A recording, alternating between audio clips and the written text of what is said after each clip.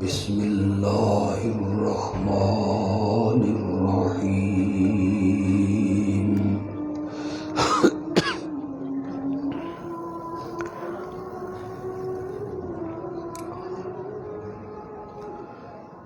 ان اللہ وملائکتہ یصلون علی النبی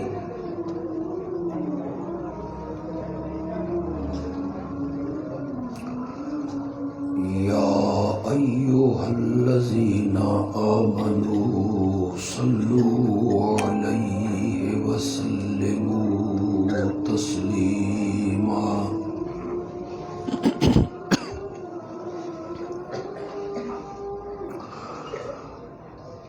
اللهم صل على سيدنا ومولانا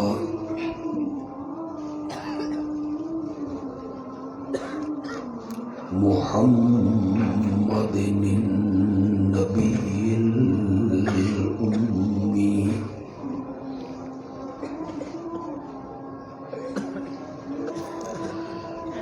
وعلى آله وأصحابه وأزواجه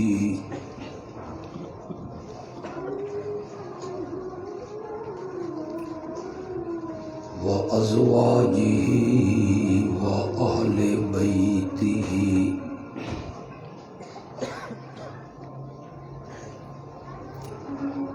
وبارك وسلم ثم صل عليه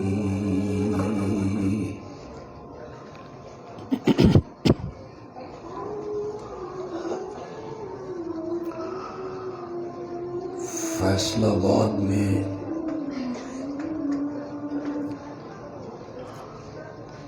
جامعہ اسلامیہ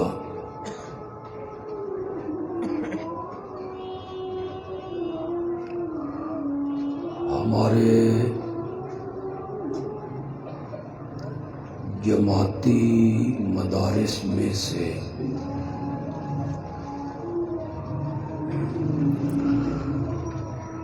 ایک نمایاں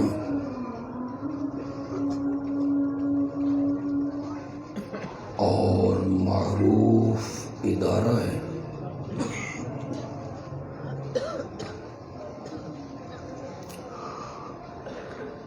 ہم سب کی یہ دعا ہے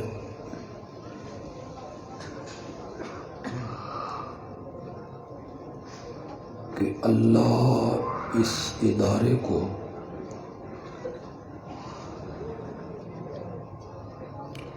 ترقی عطا فرما کے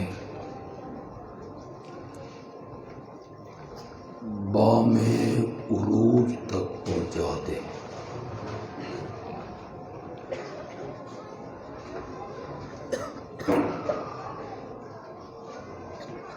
اس ادارہ کے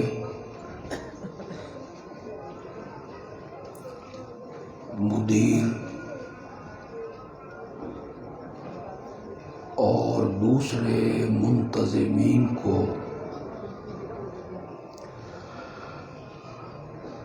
اللہ مزید اخلاص کی دولت سے مالا مال فرما دے۔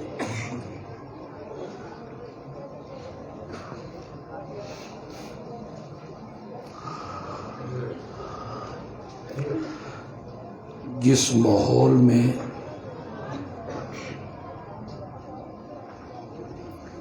اور جس معاشرے میں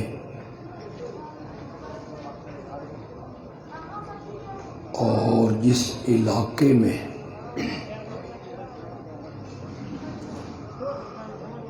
امام الانبیاء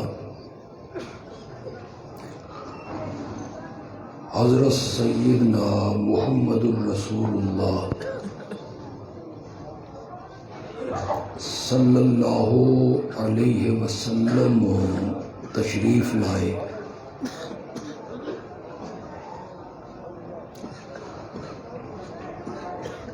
وہ ان انتہائی ابتر معاشرہ تھا،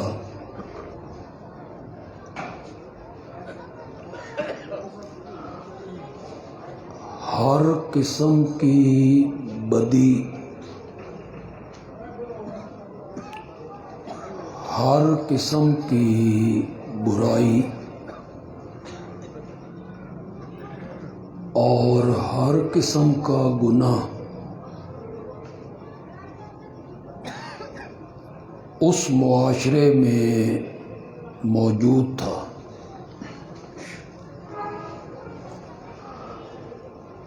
عقائد کے اعتبار سے وہ انتہائی نیچ معاشرہ تھا، اور اعمال کے اعتبار سے وہ انتہائی گھٹیا معاشرہ تھا۔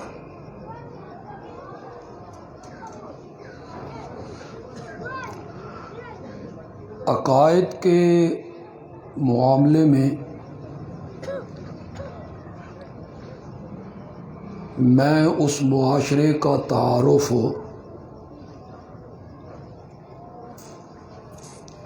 دو لفظوں میں کروا دیتا ہوں۔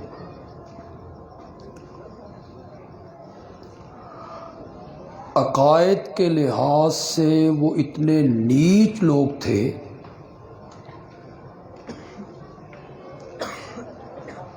کہ عبادت کرنے والوں کی تعداد کم تھی اور معبودوں کی تعداد زیادہ تھی۔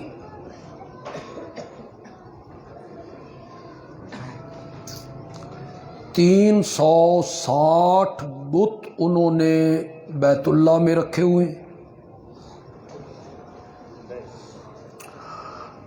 گھر کا معبود الگ ہے اور دکان کا معبود الگ ہے۔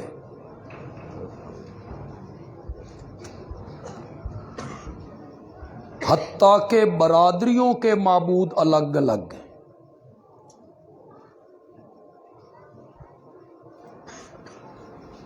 مجھے اب یہاں کی برادریوں کا تو پتہ نہیں، میں اپنے علاقے کی برادریوں کا ذکر کر دیتا ہوں۔ وہ کہتے تھے اے اوانا دا معبود ہے تے اساں تا ٹوانے ہاں۔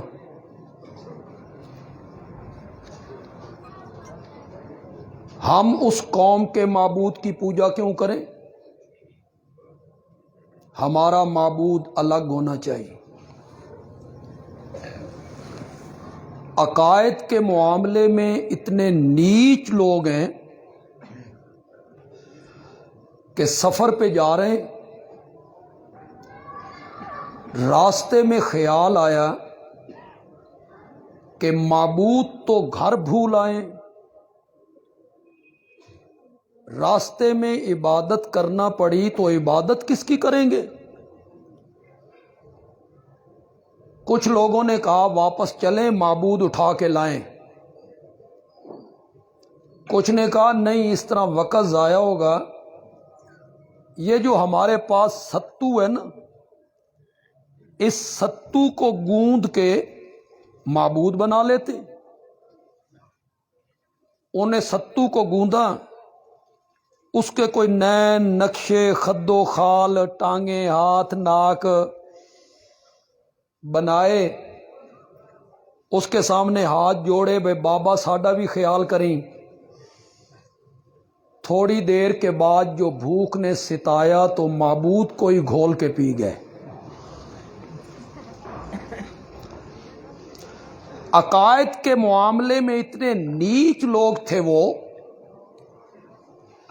ایک پتھر کو اٹھاتے، اسے تراشتے، تراش کے اس کے نین نقش بناتے، خد و خال بناتے، ایک مورت بناتے، مورت، صورت، شکل،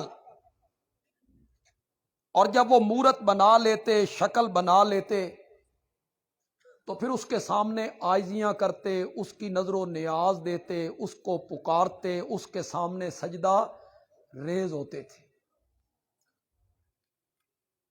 یہاں میں ایک بات کی وضاحت کرنا ضروری سمجھتا ہوں۔ یقیناً یہ جو بچے ہمارے سامنے بیٹھے ہیں ان کے بڑے رشتہ دار بھی یہاں آئے ہوں گے، ان کے دوست احباب بھی آئے ہوں گے، ہو سکتا ہے ان میں سے کچھ ہمارے ہم مسلک نہ بھی ہوں، لیکن وہ رکھ رکھاؤ میں، دوستی میں، برادری سسٹم میں آ گئے ہوں۔ اللہ کرے کوئی بات توحید کی ان کی سمجھ میں بھی آ جائے، کوشش میں کروں۔ یہ جو کہا جاتا ہے نا کہ وہ بت پوجتے تھے، اور قرآن نے جہاں جہاں غیر اللہ کی پکار سے منع کیا ہے وہاں سے مراد بت ہوتے ہیں۔ عام طور پر یہ دھوکہ دیا جاتا ہے، وہ پتھر کے بت پوجتے تھے، اور قرآن نے جہاں جہاں غیر اللہ کی پکار سے منع کیا، مثلا قرآن نے کہا والذین تدعون من دونہ ما یملکون من قطمیر، جن کو میرے سوا پکارتے ہو وہ کھجور کی گٹھلی کے اوپر جو پردہ ہوتا ہے اس کے بھی مالک کوئی۔ قرآن نے یہ کہا۔ ایک جگہ پہ قرآن نے کہا لن یخلقوا ذبابا ولو اجتمعوا لہ وَإِن يَسْلُبْهُمُ الذُّبَابُ شَيْئًا لَا يَسْتَنْقِذُوهُ مِنْهُ، میرے سوا غائبانہ حاجات میں جن کو تم پکارتے ہو وہ ایک مکھی بھی پیدا نہیں کر سکتے۔ آج تو سارے چپ ہو یار، کوئی خیر تے ہے؟ ستے ہوئے سارے یہیں تے میں کدی تقریر نہیں کیتی یار، یہ مطلب ایک بندہ جاگ رہا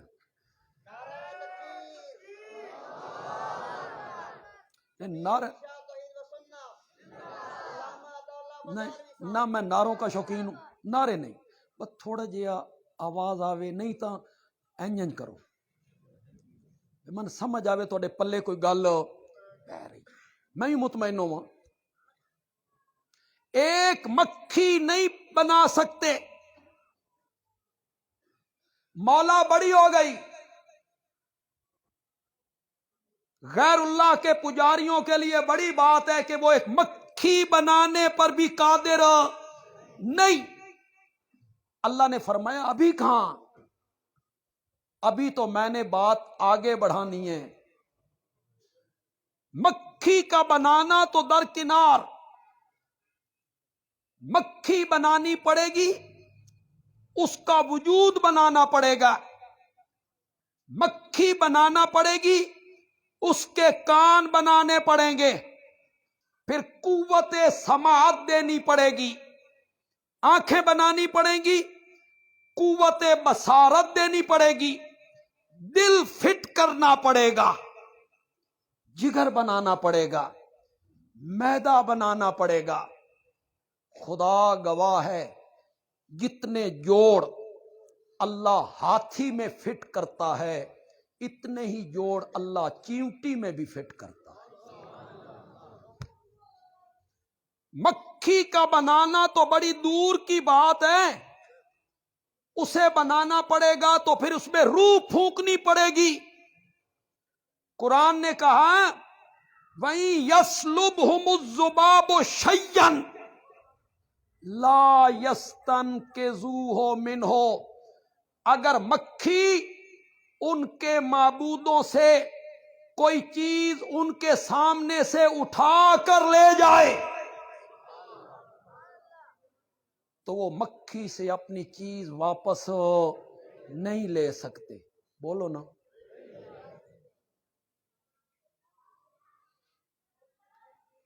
میں نے تو مانا ہی غلط کی ہے، تو صحیح ہے سبحان اللہ آکھن لگے ہوئے، میں نے تو مانا صحیح نہیں کیا۔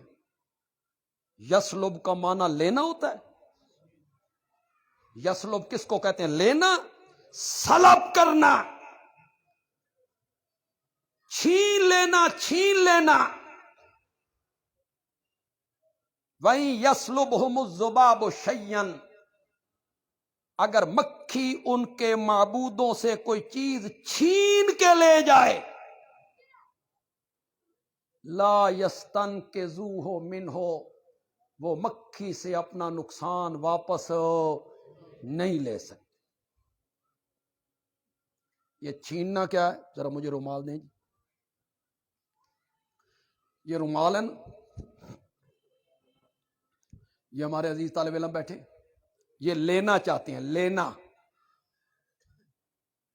میں دینا چاہتا ہوں، یہ ہے لینا، یہ چھیننا چاہتے ہیں، تو پھر کیا ہوگا؟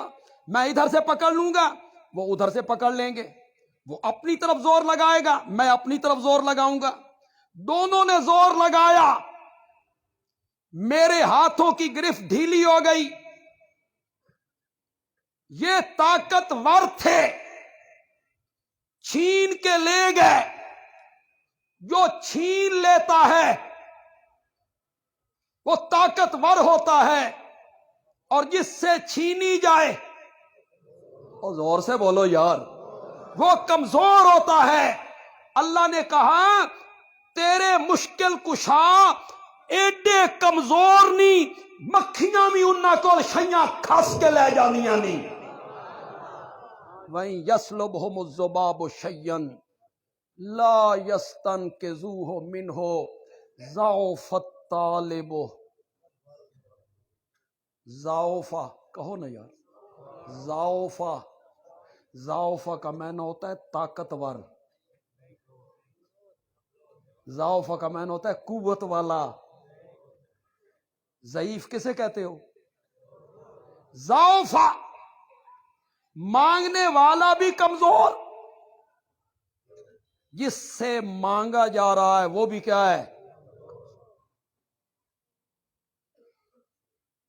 مولا جس سے مانگا جا رہا ہے یقیناً وہ کمزور ہے، مکھی اس سے چیزیں چھین لیتی ہے، لیکن مولا مانگنے والا کیسے کمزور ہے؟ یہ تو مل آنر ہے، یہ تو ارب پتی ہے، یہ تو سینکڑوں مربوں کا مالک ہے، یہ تو بڑا تاجر ہے، یہ کیسے کمزور ہوا؟ مفسرین نے لکھا ضعف الطالب، مانگنے والا کمزور ہے، فی العقل، کس لحاظ سے کمزور ہے؟ کس کو چھوڑ کے کس سے مانگ رہا ہے؟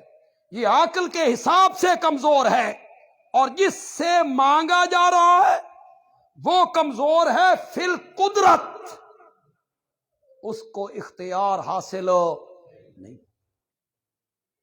یہ ایتیں جب پڑھی جاتی ہیں تو ہمارے دوست کہتے ہیں یہ بتاں والی ایتاں نے، اس سے مراد کیا ہیں؟ بت ہیں، وہ بت پوجتے تھے، اور ہم بت نہیں پوجتے، ہم تو نبیوں ولیوں کی، یہ ایتیں ہم پر فٹ نہیں۔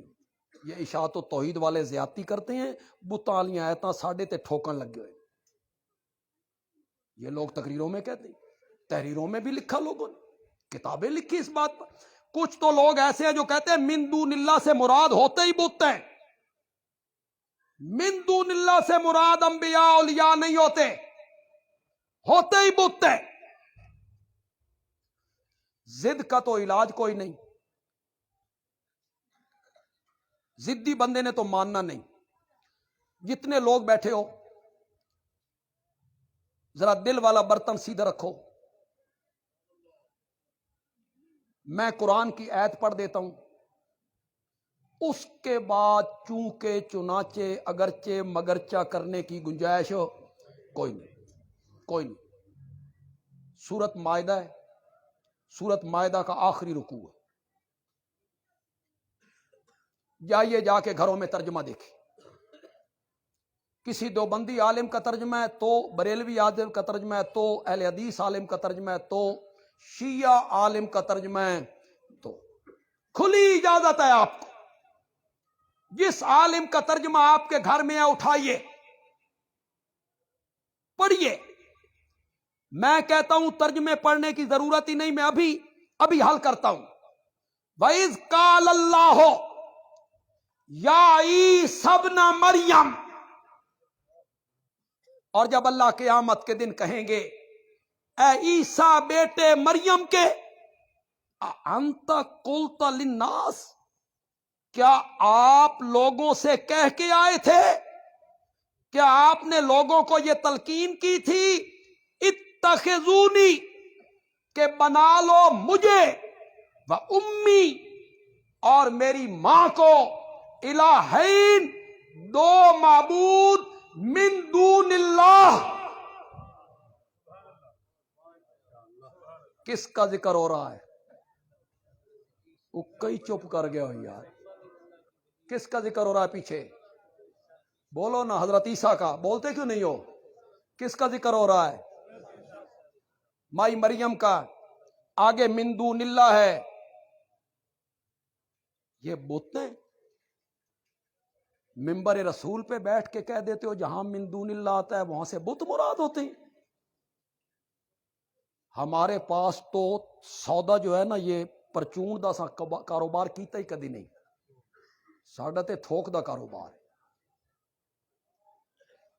ایک آیت ہے، اتخذوا احبارہم ورہبانہم، احبار جمع حبر کی، حبر کا معنی بڑا عالم، رہبان درویش، گدی نشین، مرشد، اتخذوا احبارہم، جاؤ جس عالم کا ترجمہ اٹھانا ہے اٹھاؤ، انہوں نے بنا لیا اپنے علماء کو اور اپنے پیشواؤں کو، گدی نشینوں کو، پیروں کو، اربابن، انہوں نے رب بنا لیا مولویوں اور پیروں کو، من دون اللہ، اللہ کے۔ یہ من دون اللہ کا اطلاق کس پہ ہو گیا جی؟ اربابن اور رہبان پر۔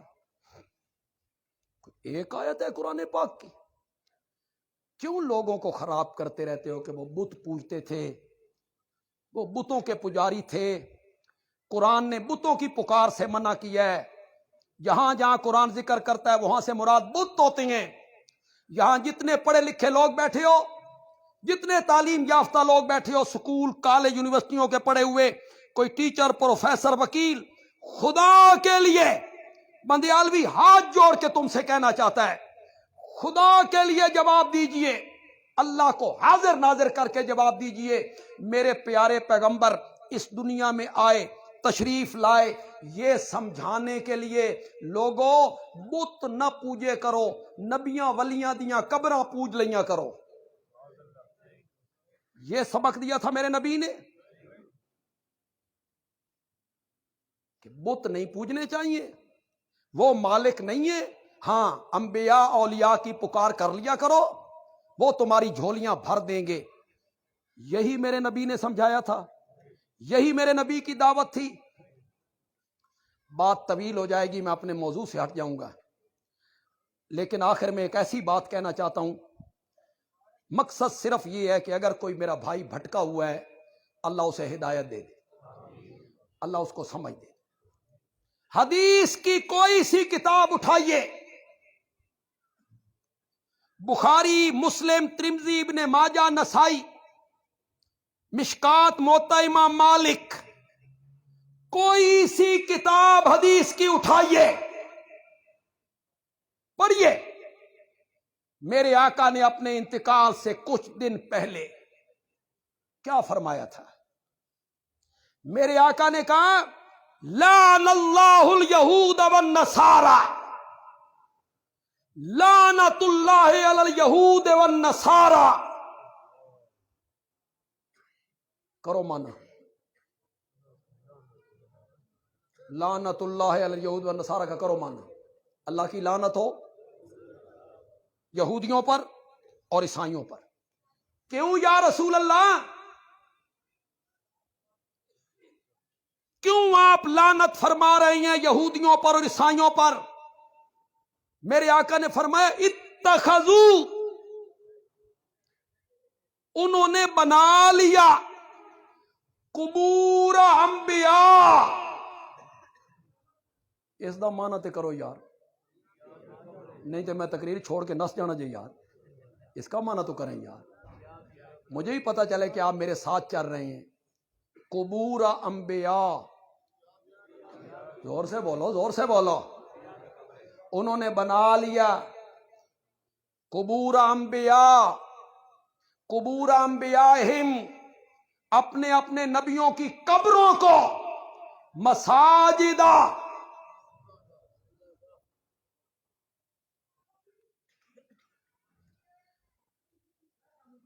نہ ضد ہے، نہ اناد ہے، نہ ہٹ دھرمی ہے، نہ کسی کو ضد کرنا ہے۔ سوشل میڈیا کے ذریعے میری یہ تقریر لاکھوں بندوں تک پہنچے گی، کئی علماء میری اس تقریر کو سنیں گے۔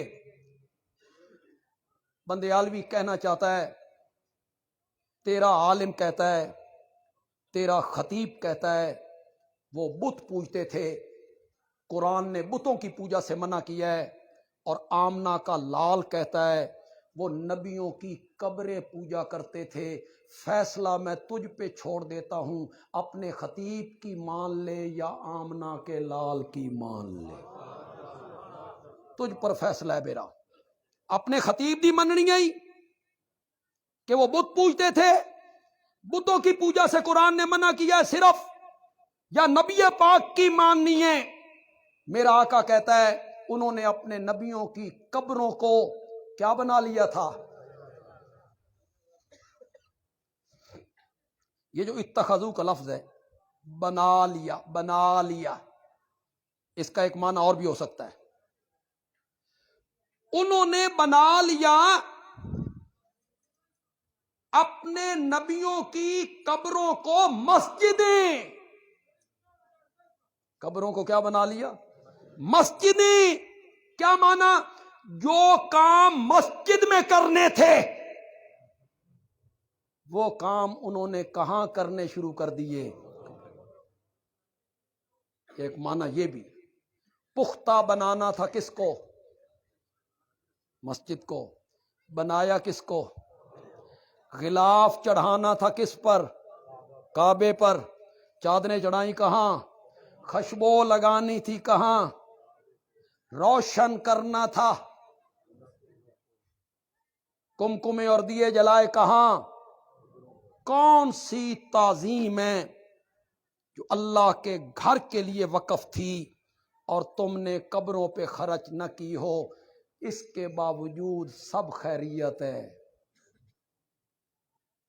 کچھ بھی نہیں بگڑا، کچھ بھی نہیں بگڑا۔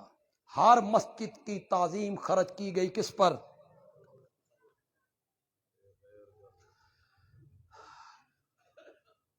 کوئی فوجی بیچارہ ملازم تھا، گھر سے نوکر ملنے گیا تو فوجی کہتا ہے سنا گھر خیر خیریت سی؟ اس نے کہا جی بالکل گھر خیر خیریت تھی۔ تھوڑی دیر کے بعد کہتا ہے وہ جو آپ کی کتیا تھی نا وہ مر گئی۔ اس نے کہا میری کتیا مر گئی ہے؟ آپ کے علاقے کا مجھے پتہ نہیں، ہمارے علاقے میں آئے بندیال، یہ سرداری نظام ہے، اللہ دی قسم میں کتیاں دی اتنی خدمت کر دینے جتنی ماں دی بھی نہیں کر دی، ماں کی نہیں کرتے تھے، کتوں کی۔ اور کتوں کی نسلیں یاد ہیں، اے فلانے دا پتر ہے، اے فلانے دا پوترا۔ اللہ نے میراثی بنایا تے کتیاں دا میراثی، سینکڑوں مربع زمینوں کے مالک ہیں وہ، کتوں کی نسلیں یاد کر رکھی ہیں۔ میری کتیا مر گئی، اس کو کیا ہوا؟ ہڈی پھنس گئی تھی، مر گئی۔ اس نے کہا ہڈی والا گوشت تو اب ہم نے ڈالا کبھی نہیں، ہم تو مکھن کھلاتے تھے۔ اس نے کہا جی آپ کی اونٹنی تھی نا وہ مر گئی تھی۔ اس نے کہا میری اونٹنی بھی مر گئی؟ اس کو کیا ہوا کہ باہر سے پتھر اٹھا کے لانے تھے جی، داغ لگ گیا، مر گئی۔ پتھر کیوں اٹھا کے لانے تھے بھائی؟ مکان تو میں بنا کے آیا تھا۔ وہ جی آپ کی ماں اور آپ کے باپ دونوں مر گئے تھے، ان کی قبریں بنانی تھیں، باقی سب خیریت، باقی سب خیریت۔ میرے ماں باپ مر گئے، انہیں کیا ہوا؟ کیا بتائیں جی، کمرے کے نیچے بیٹھے تھے وہ جو مکان آپ بنا کے آئے تھے، دھڑام سے لینٹر گرا، اس کے نیچے دب گئے، کتیا بھی مر گئی، اونٹنی بھی مر گئی، ماں بھی مر گئی، باپ بھی مر گیا، مکان بھی گر گیا، باقی سب خیریت۔ تم نے بھی کوئی تعظیم نہیں چھوڑی رب کے گھر کی، جو خرچ نہ کی ہو قبروں پر، اس کے باوجود ہو سب خیریت۔ انہوں نے بنا لیا اپنے اپنے نبیوں کی قبروں کو مسجدیں۔ میں نے کہا نا اساں تھوک دے وپاریاں۔ ایک حدیث کیا ہے، ایک اور حدیث سنو، اولئک اذا مات فیہم الرجل الصالح، آدھا ترجمہ میں کروں گا، آدھا آپ سے کروانا ہے میں نے۔ اولئک وہ لوگ، اذا ماتا جب مر جاتا تھا، فیہم ان کے اندر، الرجل الصالح، شاباش شاباش شاباش۔ تم بت لگائے رکھتے ہو ہمیشہ، وہ بت پوجتے تھے، بتوں کی عبادت کرتے تھے۔ میرا آقا کیا کہہ رہا ہے، اولئک اذا مات فیہم الرجل الصالح بنوا علی قبرہ مسجدا وصوروا فیہ تلک الصور اولئک ہم شرار الخلق عند اللہ۔ اللہ اکبر، اللہ اکبر۔ وہ اس کی قبر پر مسجد بناتے اور اس کی تصویریں اس میں لٹکا دیا کرتے تھے، اس بزرگ کی۔ اب فیصل آباد کے لوگوں کو بتانے کی بالکل کوئی ضرورت نہیں، بازار میں بیٹھے ہیں، کتبے لیے بیٹھے ہیں، تصویریں ہیں، دریا ہے، سمندر ہے، اس میں کشتی ہے، بوڑھی عورت ہے، ایک بزرگ بیٹھے ہوئے ہیں، جی صوروا فیہ تلک الصور، اس بزرگ کی تصویریں اس میں لٹکایا کرتے تھے، قبروں پہ سجدے کرتے تھے۔ اگلا لفظ سنا، بندیالوی کا لفظ نہیں ہے، آمنہ کے لال نے کہا اولئک ہم شرار الخلق عند اللہ، اللہ کے ہاں یہ لوگ اللہ کی پوری مخلوق میں سب سے زیادہ بدتر لوگ تھے۔ شرار الخلق کون؟ اذا مات فیہم الرجل الصالح بنوا علی قبرہ مسجدا وصوروا فیہ تلک الصور۔ جس معاشرے میں میرے نبی آئے تھے، چلو واپس آؤ یار، جس معاشرے میں میرے نبی آئے تھے، اس معاشرے میں جو لوگ تھے ان کے عقائد خراب تھے۔ وہ ایک پتھر اٹھاتے، اس کو تراشتے، تصویر اور مورت بناتے، کس کے نام کی؟ حضرت ابراہیم، حضرت اسماعیل، لات، منات، عزا، ان کے نام پر تصویریں بناتے تھے، پھر ان کے سجدے کرتے، نظریں، نیازیں، پکار۔ عقائد ان کے خراب تھے، اور اعمال، شراب ان کی گھٹی میں پڑی ہوئی، زنا فیشن ہے، جھوٹ بولنا گناہ نہیں سمجھا جا رہا، لوٹ مار، قتل و غارت، راہ زنی، چوری چکاری، ڈاکہ زنی، ساری برائیاں ان میں موجود تھیں۔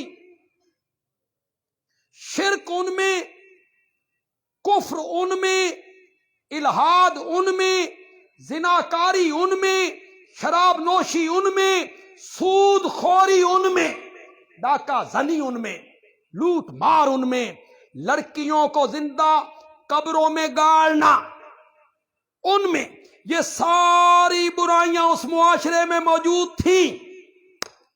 بولو اس معاشرے کا نام کیا رکھا گیا تھا؟ اس دور کا نام کیا رکھا گیا؟ دور شرک و کفر، دور شراب نوشی، دور سود خوری، نئی نام رکھا گیا نئی نام رکھا گیا، اس دور کا نام رکھا گیا دور جاہلیت۔ اگر بندیال بھی اپنی بات کے سمجھانے میں کامیاب ہوتا ہے تو انشاءاللہ لوگ بڑا لطف لیں گے۔ اس کا نام کیا رکھا گیا؟ بولو ذرا زور سے، دور جاہلیت۔ معلوم ہوتا ہے ساری برائیوں کی جو جڑ ہے وہ کیا ہے؟ جہالت۔ جہالت، ساری برائیوں کی جڑ کیا ہے؟ جہالت۔ جہالت ہوگی تو شرک و کفر ہوگا، جہالت ہوگی تو زنا عام ہوگا، جہالت ہوگی تو سود خوری ہوگی، جہالت ہوگی تو ڈاکہ زنی، چوری چکاری، قتل و غارت ہوگی، جہالت ہوگی تو کم تولنا، جھوٹ بولنا، غیبت کرنا، ظلم کرنا، یہ ساری برائیاں ہوں گی۔ ساری برائیوں کی جو جڑ ہے وہ کیا ہے؟ زور سے بولو۔ اٹا پڑا تھا وہ معاشرہ، کالی چادر تنی ہوئی تھی جہالت کی۔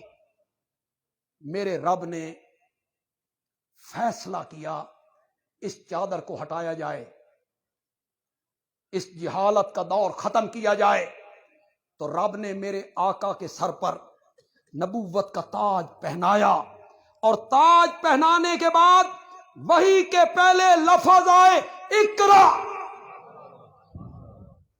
اقرا پڑھیے، جہالت دور کرنی ہے۔ جہالت دور ہوگی کس سے؟ پڑھنے سے۔ پڑھیے، جہالت کی چادر ہٹانی ہے، اور جہالت دور ہوگی پڑھنے سے، جہالت دور ہوگی تعلیم سے۔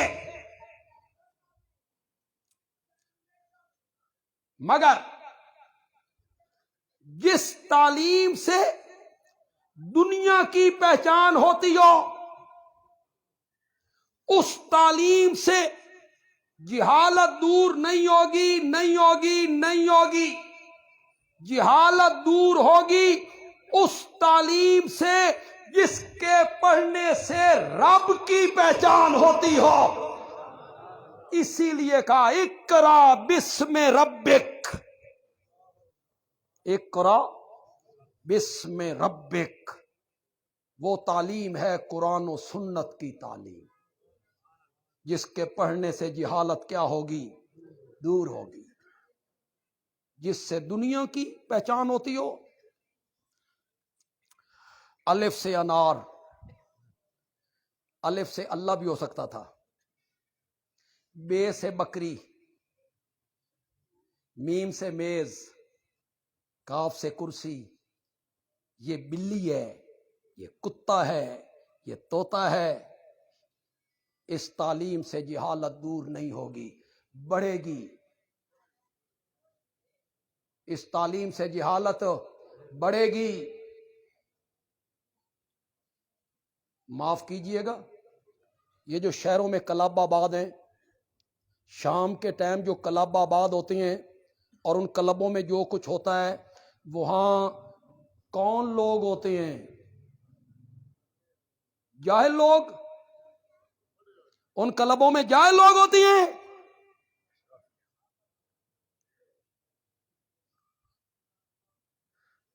ایک معصوم بچے کا باپ قتل ہو گیا، دن دہاڑے قتل ہو گیا،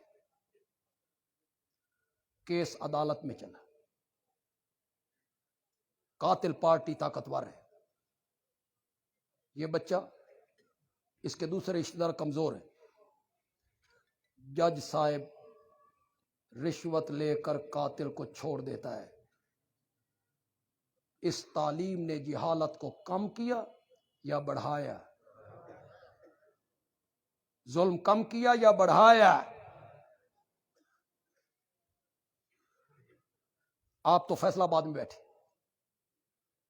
میں کئی ایسے اضلاع کو جانتا ہوں جن کی تحصیلیں 60 کلومیٹر دور ہیں۔ 60 کلومیٹر کا فاصلہ طے کر کے بندہ آیا ہے دفتر میں عرضی لے کر۔ دفتر کے باہر پہنچا، چوکیدار نے کہا صاحب میٹنگ میں۔ صاحب کہاں ہیں؟ میٹنگ میں. یہ بیچارہ باہر نکلا, کسی ریڑھی پہ کھڑے ہو کے چنے روٹی پیٹ پوجا کی, واپس آیا تو چوکیدار نے کہا صاحب تو پچھلے دروازے سے گھر چلیں گے. کسی نے خیال کیا کہ یہ کتنے دور سے آیا ہے؟ اس تعلیم نے جہالت کو ختم کیا یا بڑھایا؟ رشوت عام ہوئی, شراب نوشی عام ہوئی, زناکاری عام ہوئی. جس تعلیم سے دنیا کی پہچان ہوتی ہو اس سے اندھیرے ختم نہیں ہوں گے, نہیں ہوں گے. اندھیرے ختم ہوں گے محمد عربی کی تعلیم سے, اور وہ قرآن و سنت کی تعلیم ہے جو ہمارے دینی مدارس میں دی جا رہی, جو ہمارے دینی مدارس میں دی جا رہی. اللہ اکبر. میں مانتا ہوں, خدا گواہ میں انکار نہیں کرتا, سائنس کی تعلیم, دنیا کی تعلیم, اس نے اچھے اچھے سامان بنائے, کوئی انکار نہیں. دیکھو پتہ چلتا ہے کہ اب رات ہے, کمکمے ہیں, ہاں جگمگا گیا سارا جہان, کاریں ہیں, ٹرک ہیں, بسیں ہیں, گاڑیاں ہیں, جہاز ہیں, توپیں ہیں, ٹینک ہیں, بم ہیں, موبائل ہے. کیسی کیسی چیزیں بنا دی, کیسی ترقی ہے, کتنے کتنے سامان بنائے سائنس کی تعلیم نے. میں قطعاً اس کا انکار نہیں کرتا ہوں, نہیں کرتا ہوں اس کا انکار, لیکن میری ایک بات اپنے پلے باندھ لیجئے. بندیالوی کہتا ہے دنیا کی تعلیم اچھے اچھے سامان بنا سکتی ہے, اچھے انسان نہیں بنا سکتی. اچھے انسان نہیں بنائے گی. یہ کون بنائے گی؟ بش, جی یہ بنائے گی مش. یہ فیصلہ بادل سمجھ نہ آوے تو میں کی کروں. یہ بنائے گی بش, مش. جو عراق میں داخل ہوگا تو عورتوں کی عزتیں لوٹے گا, افغانستان میں آئے گا بچوں کو نیزوں کی انیوں پہ پرو دے گا, فلسطین میں داخل ہوگا, لیبیا میں داخل ہوگا, خون کی ندیاں بہا دے گا, یہ قتل و غارت کرے گا, معصوم لڑکیوں کی عزتیں لوٹے گا. یہ دنیا کی تعلیم کا پڑا ہوا. اس کے مقابلے میں مدرسوں کا پڑا ہوا جب کسی جگہ پہ فاتح بن کے آئے گا, نہ ڈھول, نہ ڈھمکا, نہ ناچ, نہ رقص, سارے برسر اقتدار آنے والے اپنا سر زمین پر رکھ دیں گے. یہ فرق ہے تیری تعلیم میں اور ہماری تعلیم. تیری درسگاہوں کا پڑا ہوا, بندیالوی اشارہ کرے گا, وضاحت نہیں کرے گا, کتنے لوگ سمجھ پائیں گے. تیری درسگاہوں کا پڑا ہوا امریکہ کی ایک کال پر ڈھیر ہو گیا, ایک کال پر. اور ہماری درسگاہوں کا پڑا ہوا, اس کو کسی نے کہا امریکہ کا صدر تو اس سے بات کرنا چاہتا ہے, تو وہ کہتا ہے میں اس کتے نال گل بھی نہیں کرنا چاہتا, میں اس کتے سے بات بھی نہیں کرنا چاہتا. یہ فرق ہے تیری درسگاہوں میں اور ہماری درسگاہوں میں. اس کو ملحوظ رکھ. تو ہمیں تانا دیتا ہے کہ تمہارے مدارس نے کیا کیا, تو ہمیں تانا دیتا ہے دینی مدارس نے قوم کو کیا دیا ہے. نکھٹو لوگ, نکمے لوگ, معاشرے پہ بوجھ لوگ, مدارس نے نکھٹو لوگ پیدا کیے. تو ہمارے مدرسے کا ایک بچہ ثابت کر, ایک بچہ جس نے فیصل آباد کے چوک میں کھڑے ہو کے اپنی سند کو آگ لگائی ہو, کر پیش. وہ تیرے کالج کے پڑے ہوئے ہیں جو سندوں کو آگ لگا دیتے ہیں کہ ملازمت نہیں ملتی. ہمارا کوئی بچہ پیش کر جس نے بے روزگاری سے کبھی خودکشی کی ہو. چل تجھے چیلنج ہے, ہمارے مدارس کا کوئی پڑا ہوا ثابت کر جس نے خودکشی کیا ملازمت نہیں ملتی. تم نے ہمارے مدارس کا کیا مقابلہ کرنا ہے؟ تم سرکاری گرانٹ لے کر بھی سکول نہیں چلا سکتے. ہم سرکاری گرانٹ کے علاوہ بھی ہزاروں مدارس چلانے والے لوگ ہیں. تے توڑے نالو چنگے.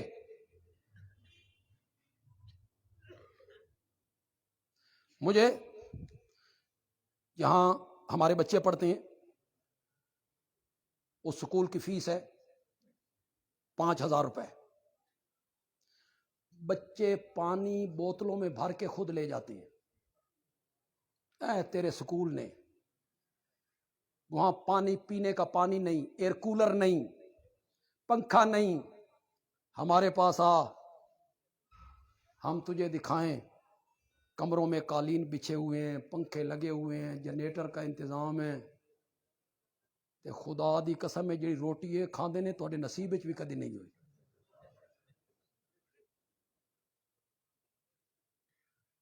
ہمارے دینی مدارس کا تم نے کیسے مقابلہ کرنا؟ گرانٹ لے کے اس کے بعد تمہارے پاس کوئی چیز نہیں ہوتی. کرسی ہوتی ہے تو میز نہیں ہوتا. میز ہوتا ہے تو کرسی نہیں. ہمارے ایک مولوی صاحب کہتے ہیں میں ایک سکول کے قریب سے گزرا، میں نے دیکھا ٹیچر صاحب کرسی پہ بیٹھے ہوئے ہیں، آگے میز نہیں ہے، انہاں گھڑا مودھا مارے ہوئے ہیں. گھڑا مودھا مار کے اس نے میز بنائے. تو اپنے سکول سنبھال. تو اسے اپنے سکول نہیں سنبھالے جاتے. تجھے فکر ہماری پڑ گئی ہے. یہ نکھٹو لوگ پیدا کرتے ہیں، نکمے لوگ پیدا کرتے ہیں. بندیالوی چیلنج کرتا ہے طلبا، شہریوں نے تو نہیں بولنا، تمہارے جذبات کی ترجمانی کر رہا ہوں، تم نے بولنا ہے. بندیالوی چیلنج کرتا ہے تو اپنے دنیاوی سکولوں میں، یونیورسٹیوں میں کوئی ایک بندہ دکھا جو مولانا حسین احمد مدنی کے برابر ہو. لے کے آ، لے کے آ. شیخ الہند مولانا محمود حسن جیسا ہو، لے کے آ. کوئی ایک دکھا جو مولانا اشرف علی تھانوی جیسا ہو، لے کے آ. جو ایک دکھا جو مفتی اعظم ہند مولانا مفتی کفایت اللہ جیسا ہو. یہ زمانے میں تیرے سکول اور کالجوں کے پڑھے ہوئے لوگ انگریز کے کتے نہلاتے تھے، ان کے گھوڑوں کی خارش کیا کرتے تھے اور مربے لیتے تھے. گھوڑی پال مربے. اس زمانے میں ہمارے مدرسے کا پڑھا ہوا حسین احمد مدنی کراچی کے خالق دینہ ہال میں کھڑا ہے اور جج کہتا ہے حسین احمد تم نے یہ کہا ہے ایف آئی آر میں لکھا ہوا ہے انگریز کی فوج میں بھرتی ہونا حرام ہے؟ تم نے کہا ہے. حضرت مدنی نے کہا ہے کیا ہوتا ہے؟ تیری عدالت میں کھڑے ہو کے کہتا ہوں کہ انگریز کی فوج میں بھرتی ہونا حرام ہے. کہتا ہے اس کی سزا جانتے ہو؟ سزائے موت ہے. حضرت مدنی نے لٹھا بغل سے نکالا، میز پہ پھیلایا، فرمایا سزا جانتا تھا اس لیے دیوبند سے کفن ساتھ لے کے آیا. تم نے ہمارا کیا مقابلہ کرنا ہے؟ ہماری ایک تاریخ ہے. اسی عدالت میں مولانا ابو الکلام آزاد کھڑے ہیں. جج کہتا ہے ابو الکلام یہ چپ، ابو الکلام یہ چپ. ریڈر نے کہا جناب آپ سے مخاطب ہیں، جواب دو نا کہ میں حاضر ہوں. مولانا ابو الکلام آزاد نے کہا اس کو کہو میرا وہ نام لے جو میرے ماں باپ نے رکھا ہے. یہ تو لوگ مجھے ابو الکلام کہہ دیتی ہیں. آپ کا نام کیا ہے؟ غلام محی الدین. اس نے لکھا غلام محی الدین، ورد فلاں، قوم سید، پیشہ. پھر طلبہ سے کہنا چاہتا ہوں تمہاری ترجمانی ہے، تم بولو گے. پیشہ. مولانا ابو الکلام آزاد نے فرمایا پیشہ تو بتاتا ہوں، لکھو گے؟ اس نے کہا لکھنے کے لیے بیٹھا ہوں. فرمایا پیشہ انگریز کے خلاف بغاوت کرنا. انگریز کے خلاف بغاوت کرنا. یہ اس زمانے کی بات ہے جب تو گھوڑی پال مربے لیتا تھا، انگریز کے کتے نہلایا کرتا تھا. یہ اس زمانے کی باتیں ہیں. جج کہتا ہے اس کی سزا جانتے ہو؟ بغاوت کرنا اس کی بڑی سخت سزا ہے. میں ہلکی سزا دیتا ہوں، 6 مہینے قید با مشقت. اسے لکھا. سنو ذرا، اس کے ذہن میں تھا مولوی یرک جائے گا، اور مولویوں کے پاس ایک بچنے کا طریقہ ہوتا ہے، سبقت لسانی ہو گئی. کیا ہو گئی؟ یہ سبقت لسانی کا ترجمہ آپ کی زبان میں یو ٹرن. سبقت لسانی کا ترجمہ کیا ہے؟ اور جی کہنا کچھ اور چاہتا تھا تے نکل کو جو. میں وہی جملے سنانے لگا ہوں جو مولانا ابوالکلام آزاد نے کہے تھے، تاریخ نے محفوظ کی. سنو جملے، لطف لو. مولانا ابوالکلام آزاد نے کہا جناب جج، مجھے کعبہ کے رب کی قسم ہے، جتنی حرکت سزا لکھتے ہوئے تیرے قلم میں پیدا ہوئی ہے، سزا سن کے اتنی حرکت بھی میرے دل میں پیدا نہیں ہوئی ہے، نہیں ہوئی. تو انہیں ہمارے مدارس کا کیا مقابلہ کرنا ہے؟ ہم نے تو انگریز سے ٹکر لی تھی. آج بھی تجھے اعتبار نہیں آتا تو برطانیہ کی لائبریریوں میں جا کے دیکھ، رپورٹ پڑھ. ان کی سیکورٹی کی رپورٹ ہے کہ جب تک دارالعلوم دیوبند موجود ہے انگریز کے قدم ہندوستان میں نہیں ٹک سکتے. یہ ساری برائیاں اس معاشرے میں موجود تھی. پھر میرے نبی پر پہلی وحی اتری، اقرا، پڑھیے. جہالت دور کرنی ہے تو جہالت دور ہوگی کس سے؟ پڑھنے سے. جہالت دور ہوگی کس سے؟ تعلیم سے. پھر میرے نبی نے قرآن کا رنگ چڑھایا. شاید میں زیادہ ٹائم لے گیا ہوں، میں تفصیل میں نہیں جاؤں گا. مزہ تب ہے کہ میں بس بات کرتا چلا جاؤں، آپ سمجھتے چلے جائیں، لطف لیتے چلے جائیں. میرے نبی نے قرآن کا رنگ چڑھایا، اپنی سنت کا رنگ چڑھایا، تو پھر تبدیلی آئی. لفظ تے بڑا بدنام ہے یار، لیکن کی کریے یار. پھر معاشرے میں تبدیلی آئی. کیسی تبدیلی آئی بھائی؟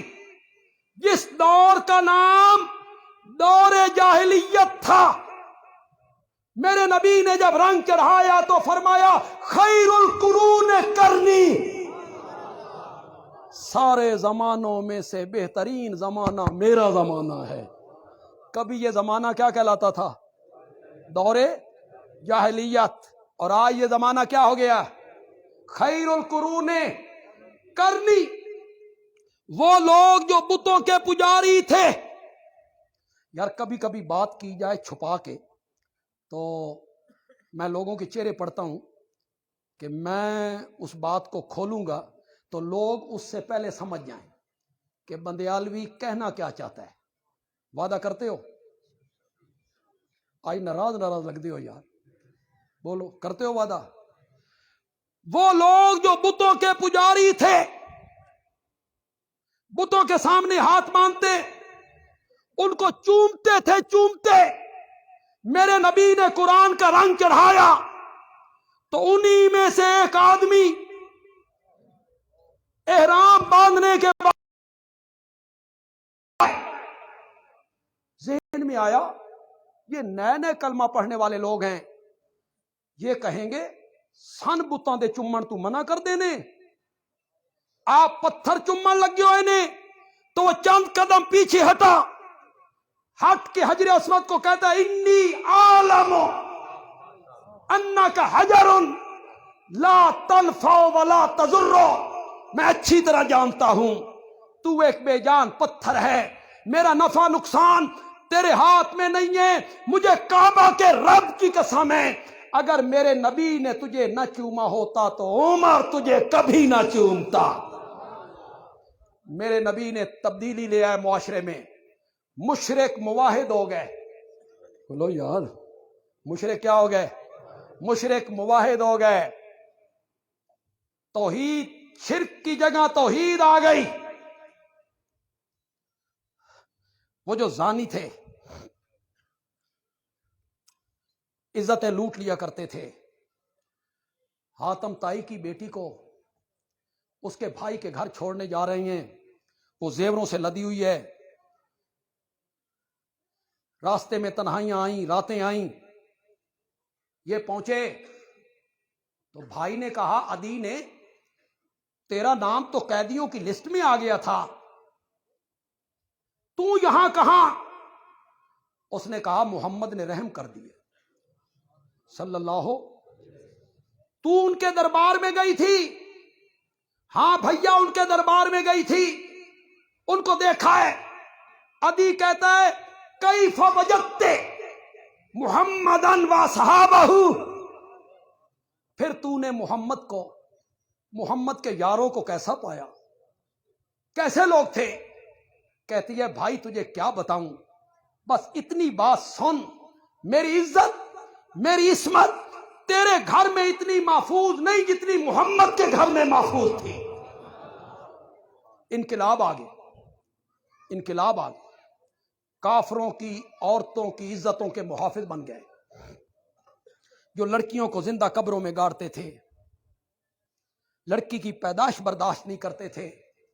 فتح مکہ کے دن حضرت حمزہ کی بیٹی دوڑتی ہوئی آئی، چچا چچا چچا، میرے نبی کی طرف بھاگی حضرت حمزہ کی بیٹی۔ 3 صحابی ایک دوسرے سے آگے بڑھے، اس کی پرورش میں کروں گا، میں کروں گا، میں کروں گا۔ کبھی اپنی بیٹیوں کو زندہ قبروں میں گاڑتے تھے، کبھی دوسریوں کی بیٹیوں کی پرورش کرنے کے لیے آگے بڑھ گئے۔ میرے نبی نے رنگ چڑھایا۔ بس آخری بات کہنا چاہتا ہوں، جو جھوٹ بولتے تھے، اور بندہ جھوٹ بولے بدبو سے میلوں دور بھاگ جاتے ہیں فرشتے، جھوٹ بولتے تھے فرشتے دور بھاگا کرتے تھے۔ میرے نبی نے جب رنگ چڑھایا قرآن کا، تو انہی میں سے ایک آدمی احد میں شہید ہوتا ہے، تو رب کے فرشتے اسے غسل دینے کے لیے اتر پڑتے ہیں، اتر پڑتے ہیں۔ وہ لوگ لٹیرے، قاتل، دہشت گرد، اجگ، ان کا نام لیا جاتا تھا تو لوگ کہتے تھے مت نام لو ان کا، عرب کے بدو، عرب کے جاہل، مت نام لو ان کا۔ میرے نبی نے رنگ چڑھایا قرآن کا، پھر ایسی تبدیلی آئی کہ آج بھی ان کا نام ہماری زبان پہ آئے تو زبانیں بے ساختہ پکار اٹھتی ہیں، رضی اللہ عنہ، رضی اللہ عنہم، رضی اللہ عنہ۔ یہ دینی مدارس یہی تعلیم لوگوں کو دیتے ہیں۔ یہ جو بچے طالب علم ہمارے بیٹوں کی طرح ہیں، ان کی دستار ہونی ہے تھوڑی دیر کے بعد۔ دستار تو پتہ نہیں پاؤ بھر کی ہوگی، پاؤ کی ہوگی، آدھ پاؤ کی، پاؤ کی کہ سر پہ رکھی جائے گی، لیکن میں سمجھتا ہوں کہ یہ دستار نہیں ہے، ایک پہاڑ آپ کے سر پہ رکھا جا رہا ہے۔ اگر آپ سنجیدہ ہیں، آپ محسوس کریں تو آج ایک پہاڑ آپ کے سر پہ آنے والا ہے۔ پہلے آپ غیر ذمہ دار تھے، نہ فکر نہ فاقہ، کمائیں گے اور کھائیں گے ہم، کوئی فکر نہیں۔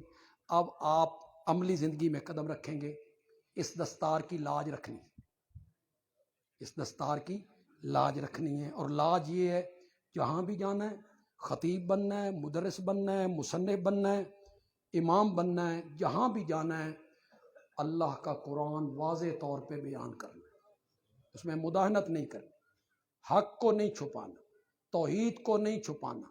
آپ اللہ کے قرآن کی خدمت کریں، دنیا کی دولت آپ کے پیچھے ہاتھ باندھ کے پھرتی رہے گی۔ اللہ آپ کو توفیق دے۔ وما علینا الا البلاغ المبین۔